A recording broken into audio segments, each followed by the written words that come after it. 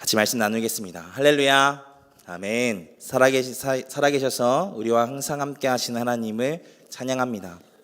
오늘도 하나님을 사모하는 마음으로 또한 기대하는 마음으로 예배 가운데 나온 사랑하는 성도님들을 환영하고 축복합니다.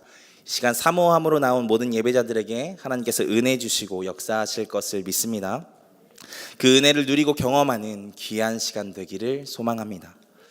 오늘은 저에게는 참 특별한 날입니다. 왜냐하면 제가 아빠가 됐던 날이기 때문입니다.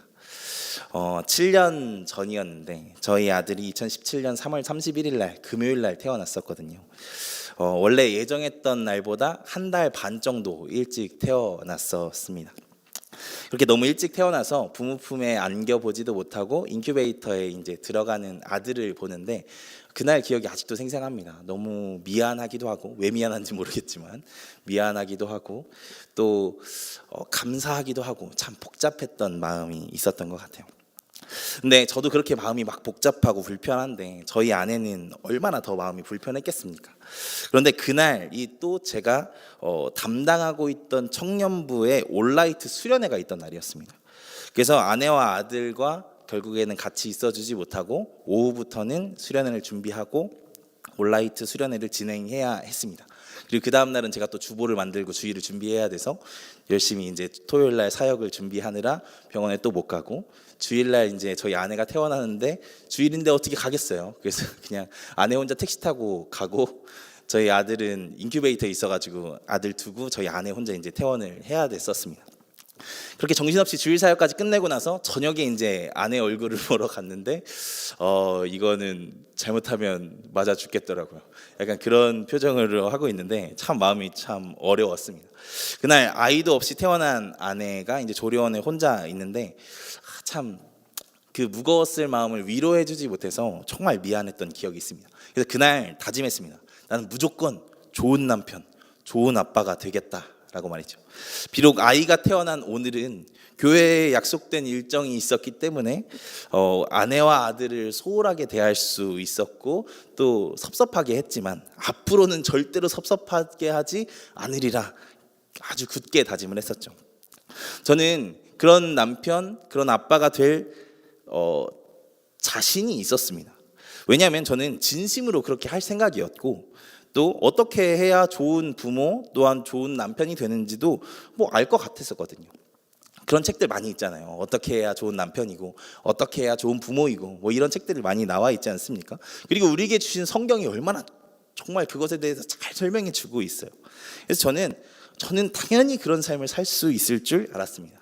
네, 지금 7년이 지난 지금 저는 정말 좋은 아빠, 좋은 남편이 되어 있을까요?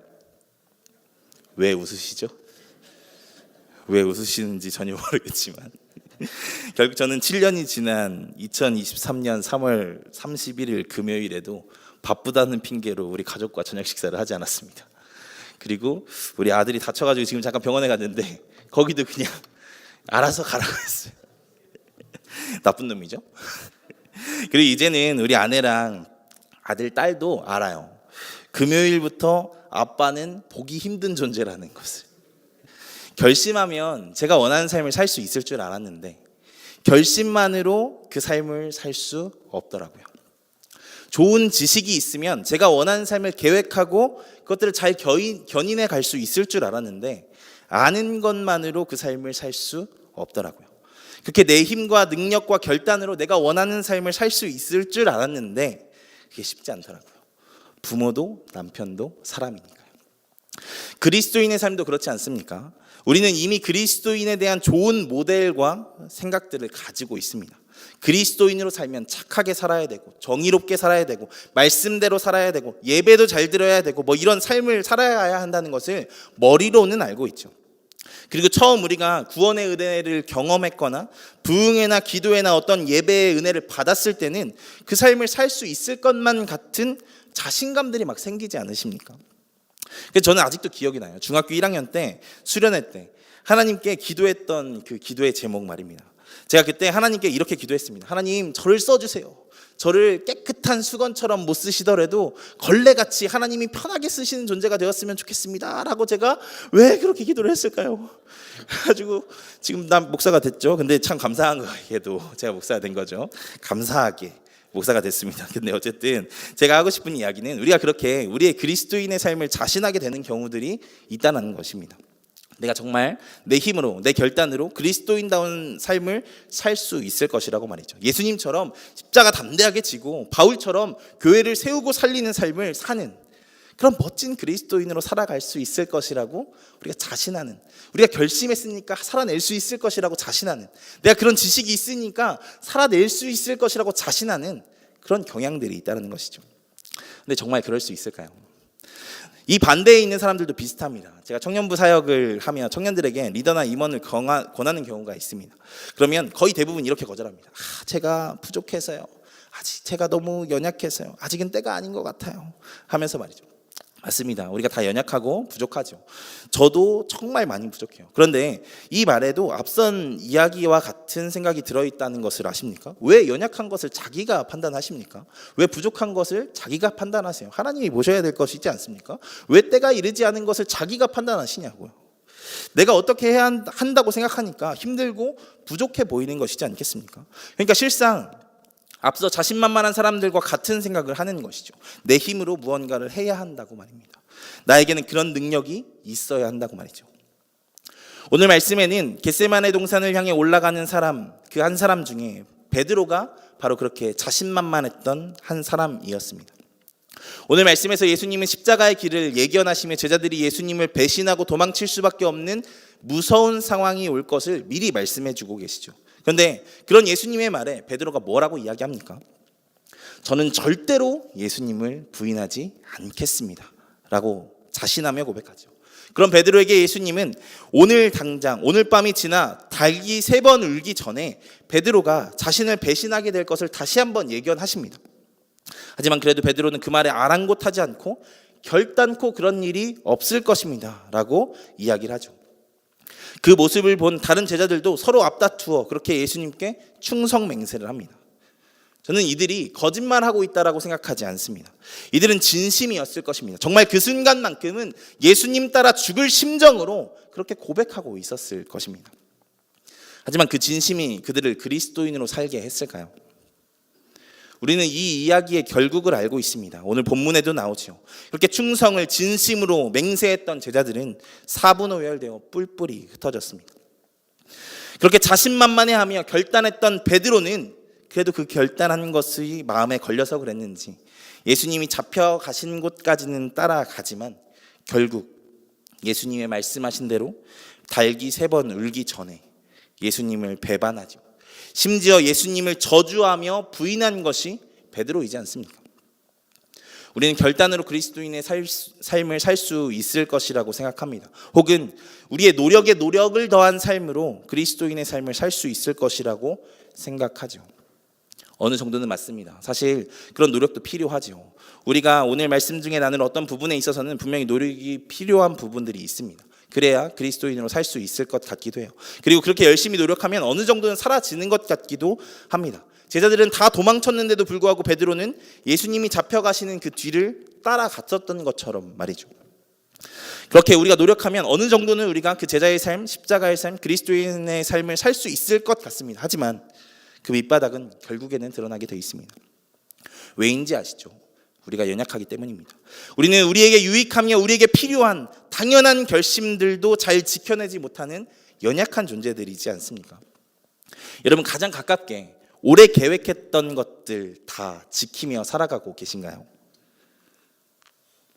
그러면 집회나 부흥회 때 하나님께서 은혜 주셔서 결단케 하셨던 것들은 지키고 계신가요? 정말 다 지키고 결단한 대로 잘 살아가고 계십니까? 쉽지 않죠. 그래서 우리는 다시 질문해야 됩니다. 우리가 어떻게 그리스도인의 삶을 살 수 있는지를 말입니다. 어떻게 해야 그리스도인의 삶을 제대로 살 수 있는지를 말이죠. 그리스도인은 도대체 어디서 그런 힘이 나와서 그리스도인의 삶을 살아낼 수 있는지 말입니다. 그것을 오늘 말씀에 겟세마네 동산에 오른 또 다른 한 사람, 예수님을 통해서 나눠보려고 합니다. 바라기는 십자가에 오르시기 전 겟세마네에서의 예수님을 통해 그리스도인의 삶의 참 동력이 무엇인지, 어떻게 그리스도인의 삶을 살 수 있는지를 배우고 그렇게 살아가기를 시작하는 우리가 되기를 소망합니다. 오늘 말씀에 예수님은 우리가 흔히 알던 메시아이자 하나님의 아들이신 예수님과 너무 다른 모습을 보여주고 계십니다. 33절과 34절의 말씀을 한번 보겠습니다.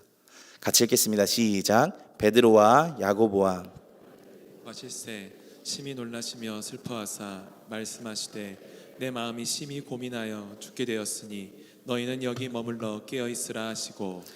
이 말씀을 보면 예수님은 우리가 아는 강하고 담대한 모습의 예수님이 아니라 무언가 약해 보이고 괴로워 보이는 모습을 하고 나타나고 계십니다.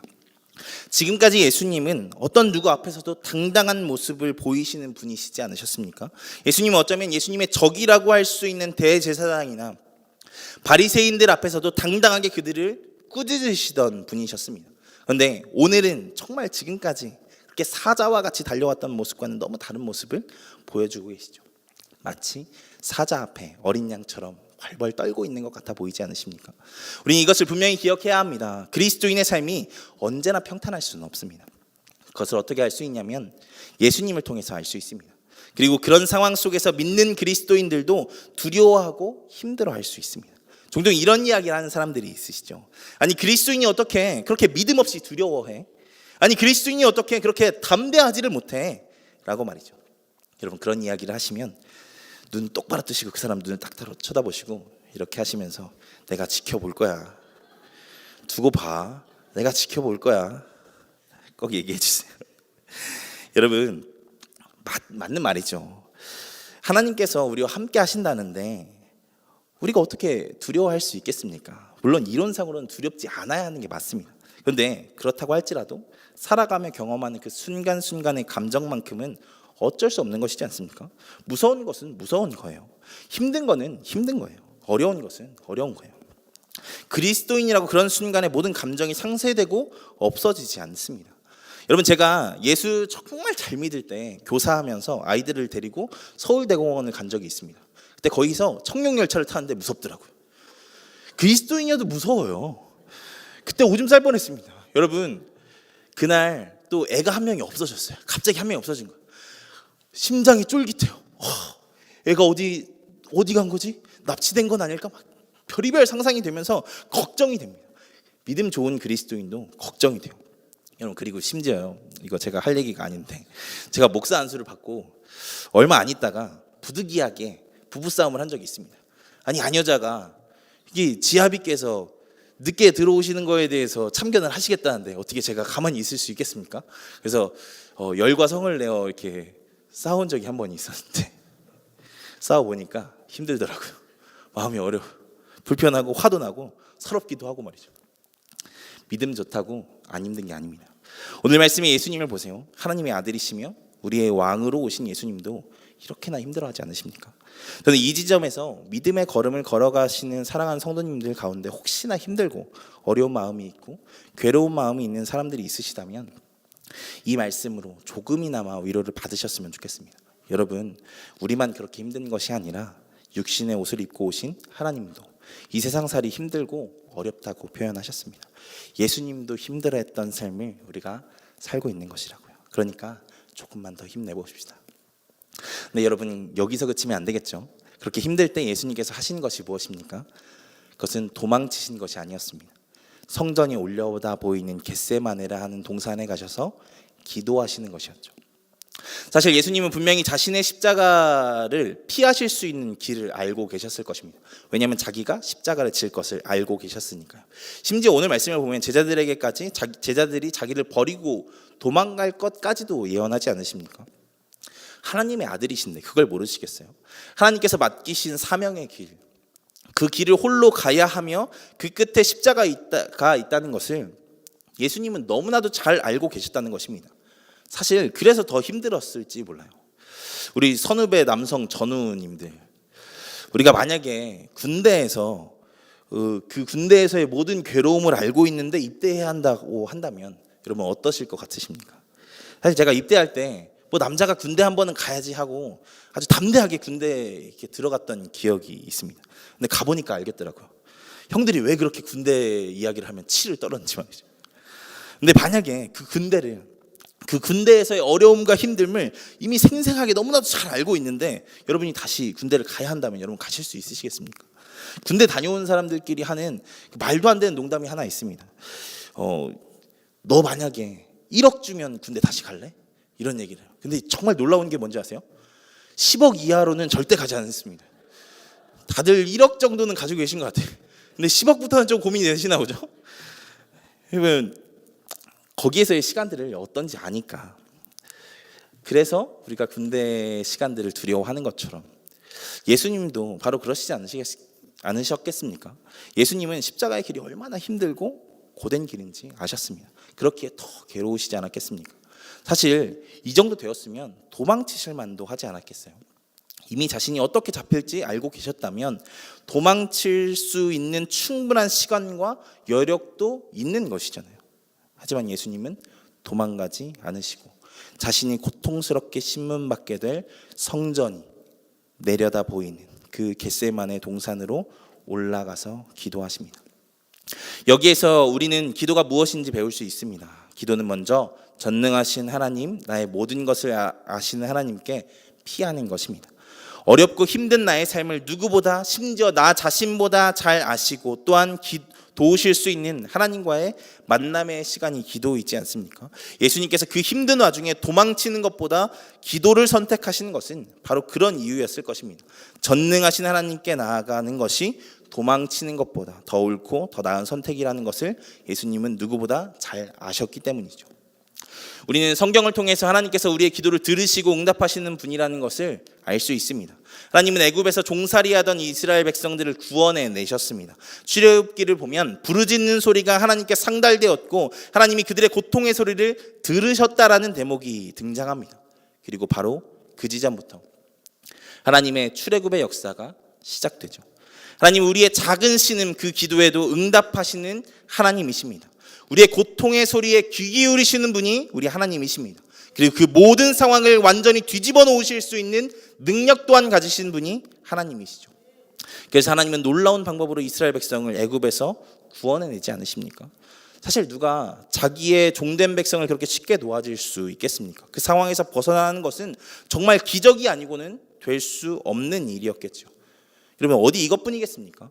애굽에서 나온 이스라엘 백성이 처음 만난 것이 홍해 바다였습니다. 홍해 바다가 얼마나 깊고 넓었는지는 모르지만 분명 바다라는 표현을 한 것을 보면 이스라엘 민족이 그냥 건널 만한 곳은 아니었다는 것을 알 수 있습니다. 그런데 그 절대로 불가능한 홍해 바다 앞에서 모세가 기도했을 때 어떤 일이 일어납니까? 하나님께서 응답하셔서 홍해 바닷물을 동풍으로 밀어 벽처럼 세우시고 그들로 하여금 마른 땅을 건너게 하지 않으십니까? 어떤 하나님을 보여주고 있습니까? 우리의 기도를 들으시고 응답하신 하나님, 나아가 우리가 겪고 있는 모든 문제들보다 더 크고 놀라우신 능력을 가지신 하나님을 보여주고 있지 않습니까? 우리가 어쩌지 못하는 문제들도 기도했을 때 하나님은 정말 말도 안 되는 방법으로 해결하고 도우실 수 있는 하나님이라는 것을 이렇게 보여주고 있는 것이죠. 목이 말라 기도할 때 아무것도 없이 메말라버린 사막 한가운데서도 물이 솟게 만드실 수 있는 하나님, 배가 고파 괴로움에 기도를 했을 때 생명이라고는 찾아볼 수 없는 광야 그 죽음의 땅에서 메추라기 떼를 보내시는 하나님, 사자굴에 있을 때라도 기도의 사람 다니엘을 지키시고 도우신 우리의 하나님, 그분이 바로 성경에서 보여주는 우리의 하나님이지 않으십니까? 그래서 우리가 기도해야 합니다. 하나님은 전능하시며 우리의 작은 신음에도 응답하시는 하나님이시기 때문에 말입니다. 그 하나님은 기도하는 우리의 연약함을 도우시고 살아갈 힘과 위로와 능력을 허락하시는 하나님이시니까요. 혹시 이 자리에 해결할 수 없는 문제로 고단하여 있는 사람이 있으십니까? 오늘 이 시간 하나님 앞에 그 문제를 놓고 전심으로 기도하는 시간이 되시기를 소망합니다. 하나님께서 들으시고 응답하실 것입니다. 이것이 바로 우리 믿는 그리스도인의 힘이자 능력입니다. 전능하신 하나님께 아뢰는 이 기도 말입니다. 하나님, 우리가 종종 찬양의 고백처럼 내 앞에 바다가 갈라지지 않으면 바다 위를 걸으실 수 있게 하시는 하나님이십니다. 그것을 믿음으로 우리의 삶을 하나님께 맡기며 기도하는 우리가 되기를 소망합니다. 그런데 여러분, 항상 이렇게 우리가 원하는 대로 응답을 받으면 너무 좋겠지만 그렇지 못할 때도 분명히 있죠. 오늘 말씀에서의 예수님의 기도가 그랬습니다.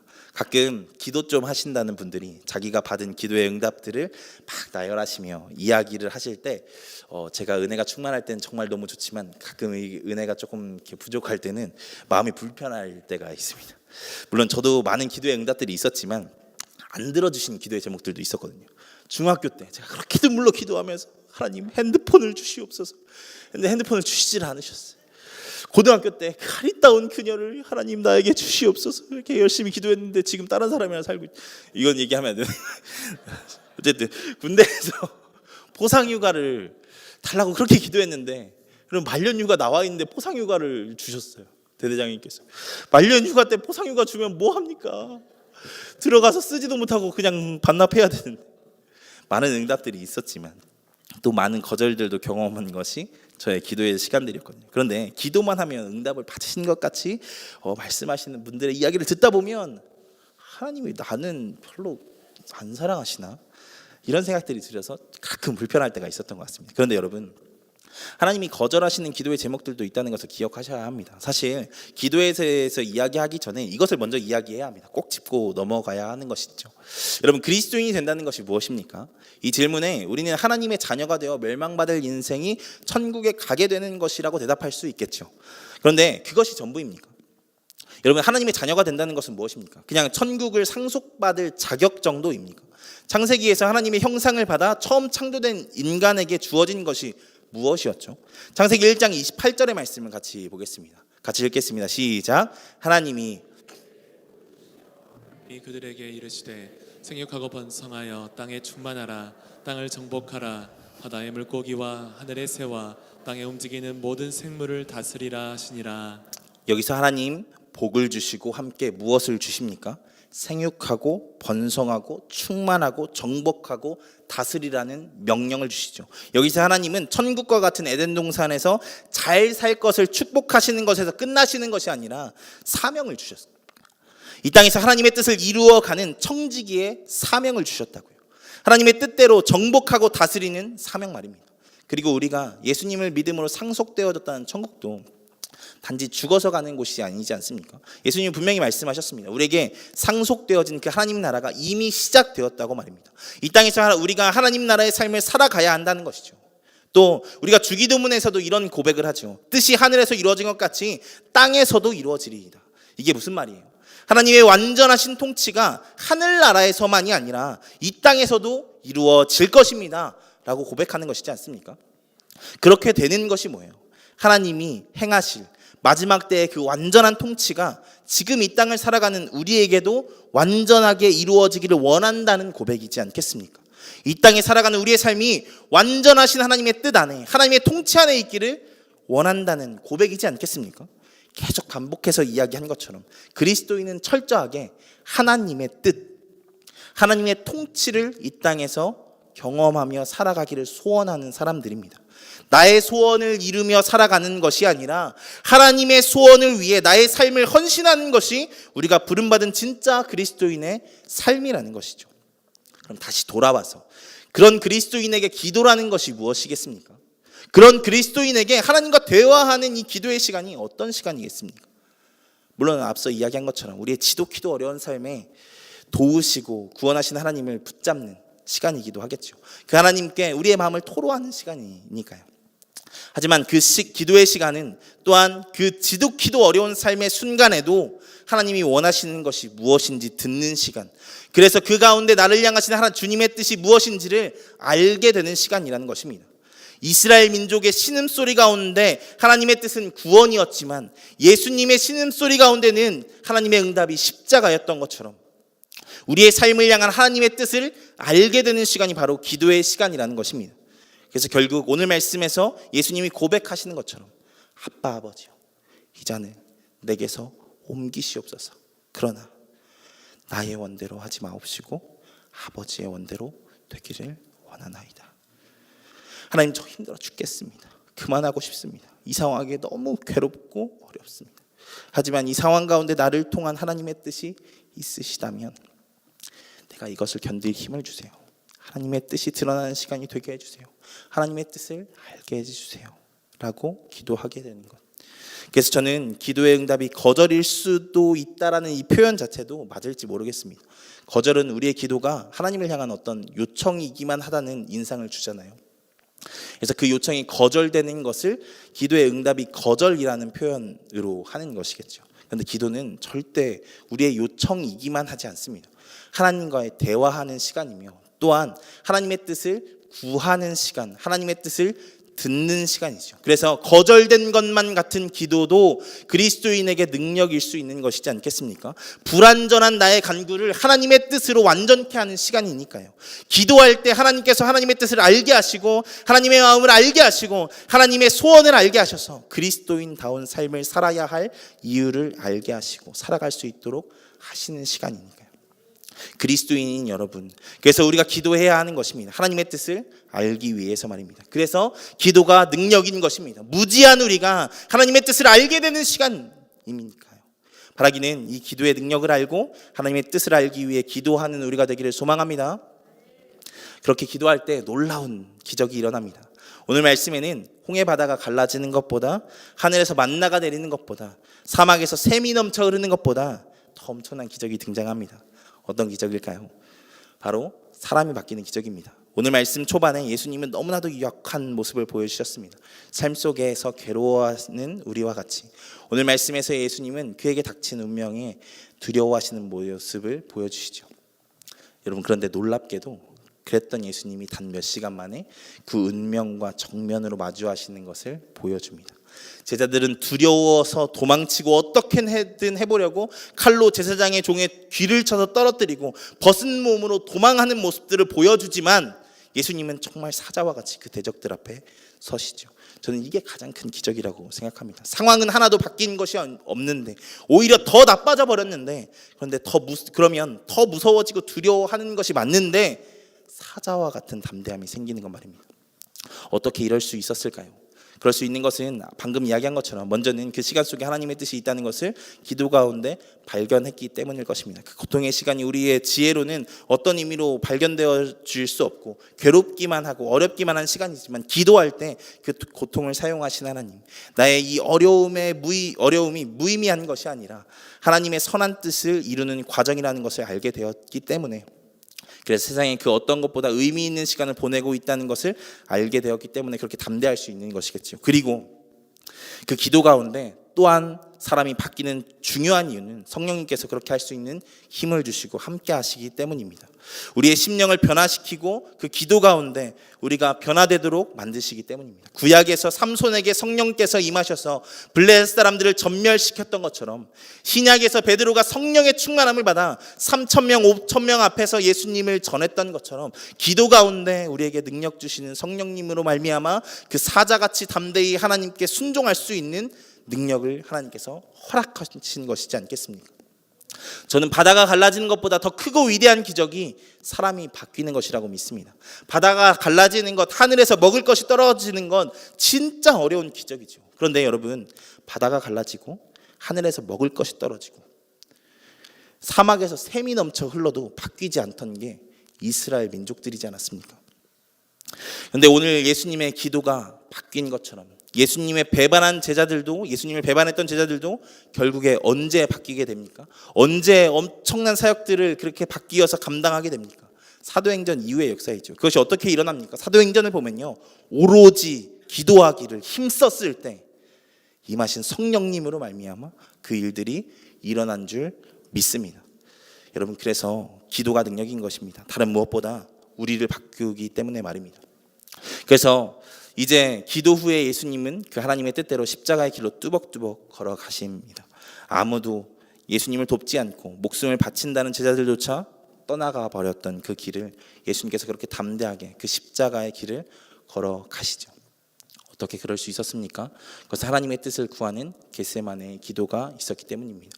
왜 기도가 하나님의 축복이고 은혜이고 믿는 그리스도인에게 능력입니까? 물론 앞서 이야기한 것처럼 하나님이 나의 삶을 도우시고 하나님의 뜻을 알게 하시기 때문에도 우리에게 능력도 있지만 그 뜻대로 내가 살아갈 수 있도록 바꾸시기 때문에도 기도가 능력이라는 것을 여러분 기억하시기를 소망합니다. 그래서 지금 나에게 주어진 고된 삶, 어쩌면 아무 유익이 되지 못하고 의미도 없는 것 같은 삶 가운데도 여전히 함께 하신 하나님을 보며 그 주어진 상황 속에서도 순종하게 되시기를 소망합니다. 바라기는 우리가 이 능력의 기도를 경험하고 체험하는 자들 되기를 소망합니다. 그래서 이 땅에서 진짜 그리스도인다운 삶을 살아가는 자들이 되기를 소망합니다. 오늘 말씀은 앞서 우리의 제목이기도 한 것처럼 겟세마네로 올라간 두 사람의 대조가 등장합니다. 한 사람은 자신만만하게 잘 살아낼 수 있을 것이라 자신했던 베드로였죠. 하지만 그는 결국 그가 자신하던 삶을 살아내지 못했습니다. 겟세마네로 올라간 또 다른 사람은 바로 예수님입니다. 오늘 말씀에서의 예수님은 사자 앞에서의 양과 같이 벌벌 떠는 기도의 고백을 하고 있으시죠. 잔을 옮겨달라고 말입니다. 이 순간이 자기에게서 지나가게 해달라고 말이죠. 하지만 결국 예수님은 그에게 맡겨진 사명을 감당하십니다. 이 두 사람의 차이가 어디에 있습니까? 바로 기도에 있습니다. 베드로는 자신만만했지만 기도하지 않았습니다. 아니, 기도할 줄 몰랐다고 하는 게 더 맞을지 모르겠습니다. 베드로는 예수님이 초청하신 그 기도의 자리에 1시간도 깨어있지 못했습니다. 40절의 말씀을 보면 예수님께 무엇으로 대답할지 몰랐다라고 이야기할 정도로 기도할 줄 모르는 사람이 베드로였다는 것이죠. 그만큼 기도하지 않았다는 것입니다. 근데 예수님은 그 아픈 마음, 괴로운 마음, 또한 자신의 약함을 가지고 기도의 자리로 가십니다. 그리고 그 기도의 자리 가운데 하나님의 위로와 뜻을 받고 그 십자가의 길로 가시죠. 무엇을 이야기합니까? 그리스도인의 삶은 기도 없이는 살 수 없다는 것입니다. 기도하지 않고는 그리스도인의 삶을 살 수 없다는 것입니다. 기도가 우리 그리스도인의 삶의 원동력이고 힘이라는 것입니다. 여러분, 이 기도하고 계십니까? 기도하셔야 합니다. 쉬기도 말고요. 잘 때 잠깐 하는 거 기도 말고요. 정말 하나님 앞에 여러분의 삶을 놓고 문제를 놓고 기도하셔야 돼요. 이것은 정말 우리가 결단하고 노력해야 할 부분입니다. 그렇지 않고 자동으로 우리가 기도되길 바란다고 하면요, 여러분 후회하실지도 몰라요. 하나님이 기도시키는 상황을 만드실 거잖아요. 여러분, 기도시키는 상황이 무엇이겠습니까?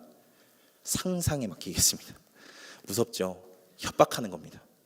그러니까 지금부터 기도의 시간을 정하시고 기도하셔야 합니다. 시간을 정하시고 하나님 앞에 기도하시기 바랍니다. 사랑하는 여러분, 기도합시다. 기도하지 않고는 살아낼 수 없는 그리스도인의 삶을 기도함으로 살아냅시다. 하나님께서 힘 주실 것입니다. 응답 주실 것입니다. 위로가 필요한 자에게 위로하시고 하나님의 뜻을 보여주실 것입니다. 바라기는 그렇게 우리가 기도한 자들 되기를 소망합니다. 기도함으로 그리스도인의 삶을 살아내는 우리 모두가 되기를 정말로 소망합니다. 그 기도한 자에게 성령의 충만함으로 그 모든 삶들을 감당해낼 수 있는 능력 허락하실 것입니다. 그렇게 날마다 기도함으로 우리의 삶을 살아가는 귀한 그리스도인의 삶 살아가는 우리 성도님들 되시기를 주님의 이름으로 축원드립니다. 같이 찬양하고 기도하겠습니다.